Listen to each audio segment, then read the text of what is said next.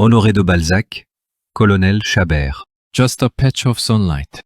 One morning, in the courtyard of a law office on the Rue Vivienne in Paris, a single overcoat, old and faded in color, is slowly crossing the courtyard. Simonin, the errand boy leaning against the office window, molds up a breadcrumb and flicks it at him. Among the other clerks, he is already known by the nickname Old Man in the Box Coat. No one knows his real name, and no one particularly wants to. Stop that, Simonin. However poor a client may be, a person is still a person. Boucard, the head clerk, scolds the boy. Someone asks, if he's a person, why does everyone just call him the old man? No one answers. The old man, facing into the office, speaks only one name. Derville, the lawyer. Not during the day, the clerk replies. He only looks at cases like this at 2 or 3 in the morning. The old man nods, showing no sign of disappointment. Then I'll come again tonight. And he turns to leave. No one in the office yet knows that this shabby old man already bears a name, Recorded in the registers of France as belonging to a dead man. Chapter 1. The old man turned away. That night, past midnight. The candle in the office has not yet gone out. Derville, sorting through the paperwork left over from the day, is already used to visitors who come at this late hour. People pressed by debt, people caught up in lawsuits, and now and then, people who belong nowhere in the world. Parisian nights bring far more stories to this office door than its days ever do. The old man knocks at the office door again. Derville lets him in. Seen by candlelight, the old man's coat is not merely old, it is nearly worn through. There's a deep scar on his face, and only his eyes are strangely bright. Your name, please? Derville asks, picking up his pen. Chabert. Colonel Hyacinthe Chabert. Derville's hand stops. He knows the name Chabert. It belongs to a cavalry colonel of Napoleon's army, officially recorded as having died at the Battle of Eylau in 1807. That death was no mere rumor. It was entered on the roll of the fallen, a fact recognized by the state itself. That the bearer of that name is now sitting before him by candlelight in his own office is almost more than Derville can believe. I am not dead, the old man says in a low voice. It's only that no one has believed it. He adds that for years now, whenever he has tried to prove his identity, people have turned him away at the door or treated him as a madman. Derville studies the old man in his threadbare clothes and wonders, is this a swindler who has stolen a dead hero's name, or a man who has truly walked back out of death? In his experience, Paris is not short of people who live under other men's names and papers. But in this old man's eyes, there is none of a swindler's calculation. Only something like a bewildered, almost innocent blankness. For now, there is no way to be sure. Derville decides only one thing, to hear the man out to the end. Chapter 2. The pile of corpses at Eylau. Still seated, Chabert begins to bring out a story he has kept buried for a long time. February 1807. The snow-covered fields of East Prussia. Eylau. The cavalry regiment he led broke straight through the center of the Russian lines. That charge played a decisive part in the success of Marshal Murat's famous charge. Shells burst on every side, and the snowfield turned red almost instantly. And at some moment, struck in the head by a saber, he fell from his horse. After that, I remember nothing, he says. Thousands of bodies were already piled on the battlefield. Someone found him among the corpses and threw him, with the other dead, into a great pit. That day, his name was entered on the list of the fallen. France left a brief line of mourning for him and moved on to the next battle. I opened my eyes beneath that pile of corpses, Chabert continues. Complete darkness, without even air to breathe. He pushed against the weight of the bodies piled above him with his own hands. That was how, he says, he clawed his way upward, little by little. Even as his nails tore and his arms shook, he knew that if he stopped, he would be buried again beneath that same weight. When his fingertips finally touched the cold night air, the first to find him was a woman who lived nearby. She called her husband, and the two of them carried this half-dead, unknown soldier into their cottage. For years afterward, he drifted through hospitals and villages across Germany, slowly recovering in body and mind. For a time he could not fully remember even his own name, his rank, who he was at all. People simply called him the wounded soldier.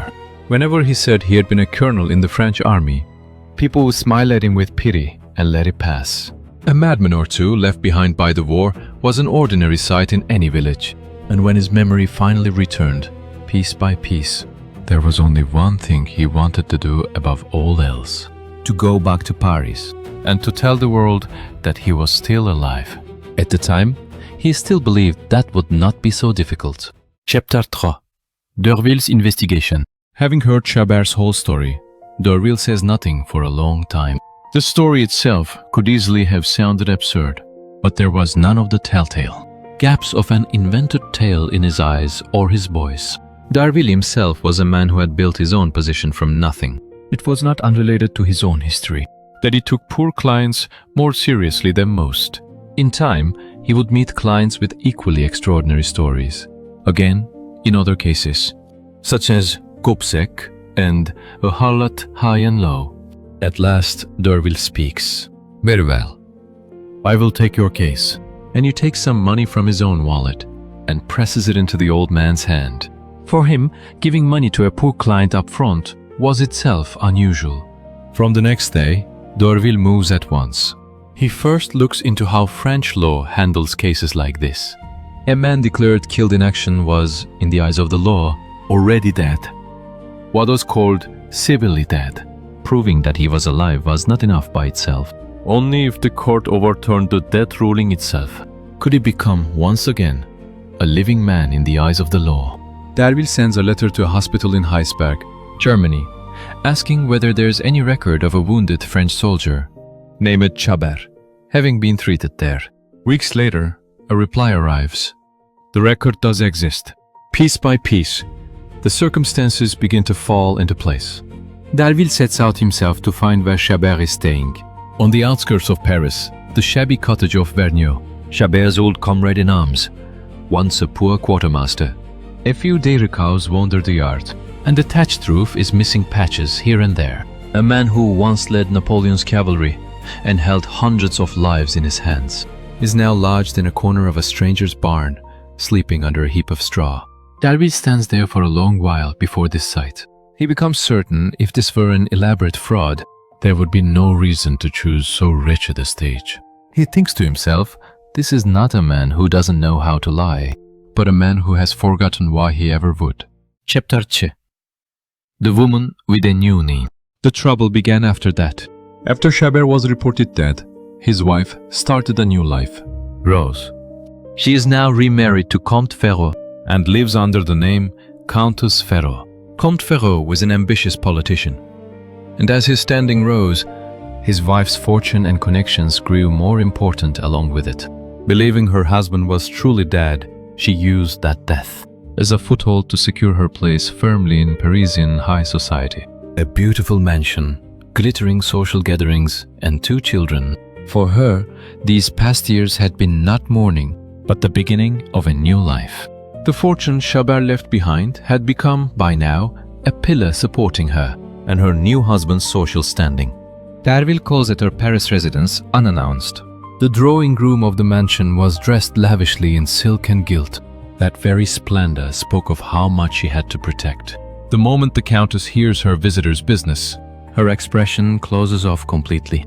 "My husband is dead," she says flatly. Derville does not back down. Calmly but plainly, he explains, "In the eyes of the law, this man is still your husband, until the court overturns the ruling of his death. Madame, if this case becomes known to the world, the Count's position and reputation will be shaken along with it." At those words, something flickers for a moment in the Countess's eyes. Derville does not miss that brief crack. What she truly fears is not the return from supposed death of her first husband himself. What she fears is losing everything.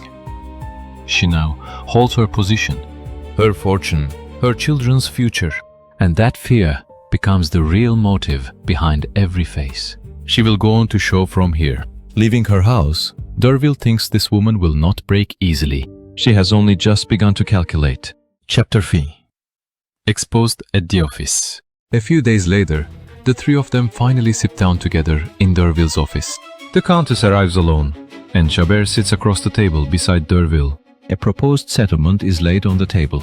Terms: the Countess will pay him an annual income equivalent to 24,000 francs in government bonds. Set against the fortune Chabert had once turned over to her, it was by no means an excessive sum. Derville believes this is a settlement both sides can accept without either losing face. That's far too generous a sum, the Countess says coldly. Chabert, waiting anxiously behind the door of the next room, overhears it. Unable to bear it any longer, he throws the door open and bursts in. "Too generous?" he cries. "I'm a man who handed you nearly 1,000,000 francs. And now you mean to haggle over my misfortune?" But the Countess only grows calmer, putting on a look of astonishment. "This man is not Colonel Chabert," she says, perfectly composed. Chabert freezes on the spot. The woman who, only a moment ago, had been haggling with him is now erasing his very existence altogether. Do you need proof? I first met you at the Palais Royal. You were at the time. He hurries to bring up old memories, but the Countess's face has already gone white. Without hearing another word, she turns and walks straight out of the room. All that remains in the office is Chabert, seething. "I'll kill her," he mutters under his breath. Derville hurries to hold him back. That would be foolish, Colonel. Right now you are nothing but a heartbroken child. Go home for today. No one knows what she might do. Trembling with his fists clenched, Chabert manages, barely, to leave. He does not yet know that this moment, her flatly denying him altogether, is in fact only the beginning of a far more elaborate scheme still to come. Chapter 6. The Carriage to Groslay.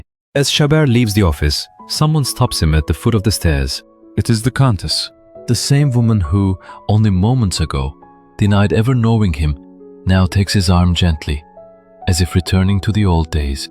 "Come with me, monsieur," she says softly. "We shouldn't be like this with each other, should we?" Chabert stops where he stands. The woman who had just stormed out of the room, treating him like a total stranger, is now looking up at him with a face still wet with tears. Chabert is thrown into confusion. He cannot tell which is real, the coldness of a moment ago, or this warmth now. He has known her since 20 years before, back when she was still a nameless dancer in the back streets of Paris. That the woman then and the woman now are the same person feels, if anything, strange to him. But in her voice, there's the same warmth he had long ago and long missed from those days. Almost without meaning to, he follows her and climbs into the carriage. "Where to?" the driver asks. "To Groslay," she answers. The horses set off, cutting across the city of Paris. Outside the window, the bridges of the Seine slip past, and soon the rooftops of the city fall away, giving way to green, open fields. Chabert finds this long unfelt peace both strange and welcome. Watching the scenery pass by the window, he thinks that perhaps, at last, all this misunderstanding is finally being resolved. Whether she truly means to take him back, or is calculating something else entirely, he still cannot tell. For a man who has spent so many years treated as though dead, this moment's warmth alone was already almost more than he could bear. Chapter 7. 3 days of tears. Groslay is the Countess's beautiful country house, set in the valley of Montmorency, far from the noise of Paris. This place was filled with birdsong and the scent of the garden. There, in tears, she pours out her side of the story to Chabert. "I never received your letter," she says. "It arrived 13 months after Eylau, and even then so damaged it couldn't be read. I could only believe that some fraud was trying to mock me." She presses a handkerchief to her eyes and goes on. "You'll never know how long I mourned you." Chabert wants to believe her. For a man who fought his way back through death itself on the battlefield, this warmth was a human tenderness he had not felt in a long time. For 3 days, the Countess does not let her warmth waver for even a moment. They walk the garden together, recall old times together, and she holds his hand tenderly. In the evenings, she pours his tea for him with her own hands, and he feels his heart melt at even this small gesture. He was relearning a feeling he had long forgotten. The feeling of being welcomed by someone. And on the 3rd day, she finally calls in her 2 children. "Jules, leave your little sister alone," she calls gently. The two young children come running, laughing, and cling to her knees. My poor darlings, she murmurs, wiping away tears. If I were ever parted from them, I don't think I could go on living. Chabert watches the scene. The thought weighs on him that punishing this woman might end up destroying the lives of these innocent children as well. At last, Chabert's resolve breaks. He cannot sleep through the night, struggling to somehow make sense of the situation. He is crushed by the thought that if he reclaims his name, these children will become illegitimate overnight. I suppose the dead aren't meant to come back to life after all, he says quietly, and he resolves, on his own, that he would rather simply remain dead. That if it could preserve this family's happiness, he could let go of even his own name. He believed this resolve to be the last dignity he had left. A man who had spent his life giving orders was now, for once, giving himself the harshest order of all. But he does not yet know that this is not truly a choice at all, only the last threshold of an elaborately designed trap. Chapter 8. The Truth. Overheard at the Summerhouse. Midi. The next day, Dalbec, the Countess's agent, having won Chabert's trust, takes him to a notary. There, Chabert is made to read a document. It was a statement in which he would voluntarily give up the name Colonel Chabert and acknowledge himself to be a fraud. Chabert stops reading partway through and springs to his feet. You mean for me to sign my own name to being a fraud? Dalbec tries to go on calmly, but Chabert will hear no more. Unable to contain his anger, he storms out into the garden. Exhausted, he sits down on a small bench beneath the summerhouse to catch his breath. Caught between the warmth left behind by these past days of tenderness and the chill left by the document just now, his mind still cannot find its footing. Then, from the balcony just above, two familiar voices drift down. The Countess and Dalbec. They have no idea at all that Chabert is below. Chabert starts to rise, then, without meaning to, stops still. Did he sign it? She asks. No, madame. That old horse is still bucking, Dalbec answers. Even after 3 whole days of being treated so tenderly? She asks. Her voice carried a coldness in it utterly unlike the voice Chabert had heard from her these past 3 days. I thought I had taken more than enough trouble over this, she says with a low laugh. In that case, her voice turns icy in an instant. There's nothing for it but Charenton. He's in our hands either way. Charenton. The name of the matters. If we can legally have him declared insane, this whole lawsuit will simply cease to exist, Dalbec adds. Chabert freezes where he stands. 3 days of tears. The children's laughter as they clung to her knees. The warmth of the teacup she poured with her own hand. All that tenderness reveals, in an instant, a completely different face. It was not affection at all. It was a stage, elaborately staged, for the sole purpose of extracting one signature. He vaults over the wall and stands directly in front of Dalbec. Dalbec startles and steps back, but it is already too late. Chabert strikes him across the face, twice, with all his strength. Let it be known, even an old horse still knows how to kick. Chapter 9. I Despise You. Chabert returns to the summerhouse and stands before the Countess. As if entirely unaware of the commotion that has just occurred, she looks at him, her face still wet with tears. Monsieur, what's wrong? Why did Dalbec come running in like that? To the very last, she tries not to let the mask of tenderness slip from her face. Chabert looks at her quietly. The scar he earned at Eylau still marks his face, and beneath his worn coat, his tired shoulders tremble faintly. Madame, he says, I do not curse you. I only despise you. His voice was not raised, but it carried something heavier than 3 days' worth of tears. I no longer even wish for revenge. There is nothing at all now that I want from you. I will never again claim my name. I am now nothing more than a wretched man who only wants a patch of sunlight hyacinth. The Countess is struck speechless for a moment. What she had feared was his anger, not this quiet resignation. Had he shouted and demanded his fortune, she would have known how to meet him. But before this calm surrender, even she cannot find any words. She reaches for his hand one last time, but he quietly shakes it off. Don't touch me. With those words, the entire stage of tenderness she had so carefully built these past 3 days collapses completely. He turns and walks toward the garden gate.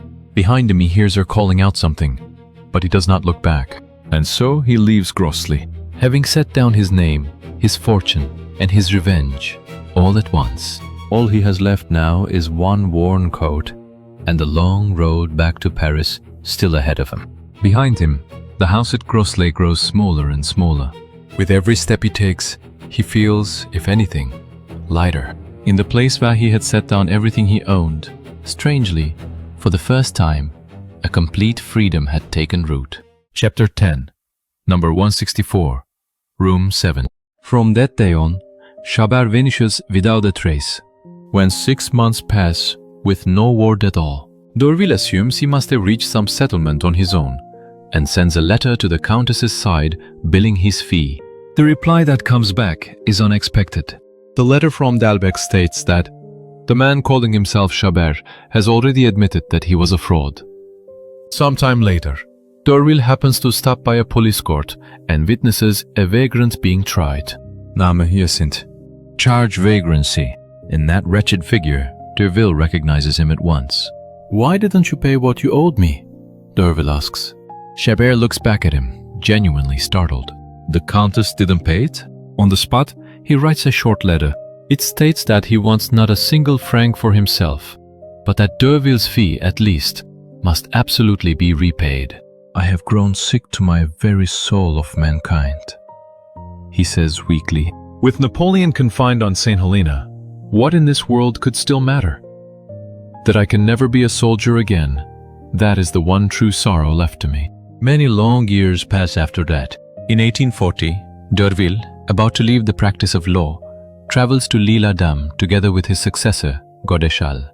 On the avenue leading to the Bicêtre Hospice, the two of them come upon an old vagrant in rags.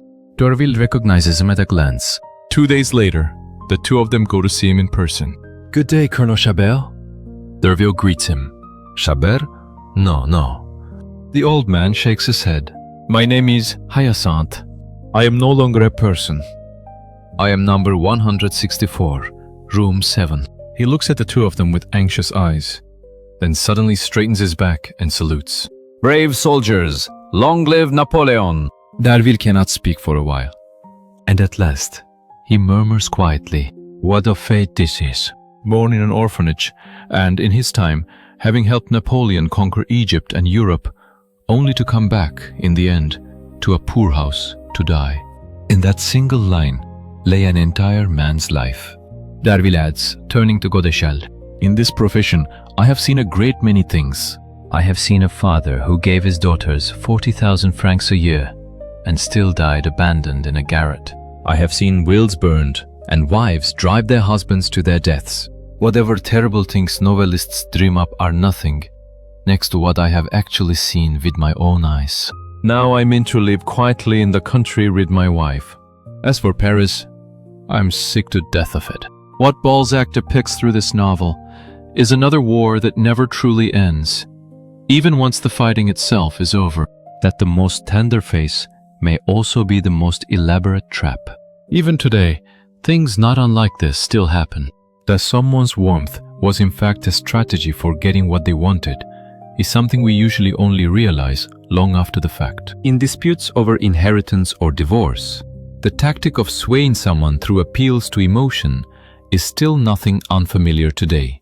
And administrative blind spots still exist, where paperwork and institutions can deny a person's very existence, just as they did to Chabert.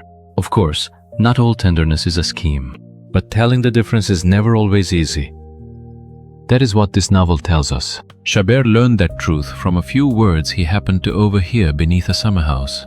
Without those few words, he might have spent his whole life believing that tenderness was genuine and signed away his own name.